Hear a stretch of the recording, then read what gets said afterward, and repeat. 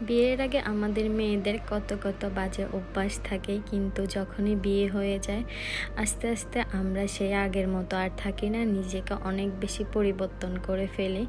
কিন্তু জন্মের পর থেকে 15 বা 20 বছর আগের যে লাইফটা, এটা বিয়ের পরে একটু আমাদের সাথে মিল থাকে না। নর্মালি বাবার বাড়িতে থাকতে যদি বিয়ের আগে আম্মু কিছু বলতো যে একটু এই কাজটা করো, সামান্য একটু কাজের কথা বললেই মাথাটা একদম গরম হয়ে যাইতো যে কেন বলছে, মানে আম্মু করতে পারে না এমন কিছু।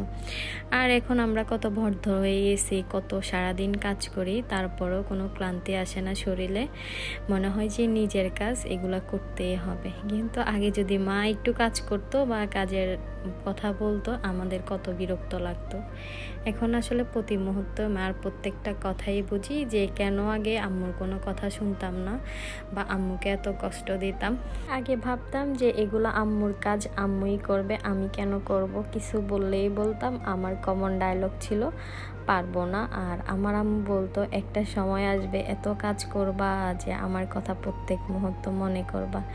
আসলেই ঠিক, এখন প্রতি মুহূর্তেই কাজ করার সময় আম্মুর কথা মনে পড়ে যে কখনোই আম্মুকে একটু হেল্প করতাম না এমন কিছু।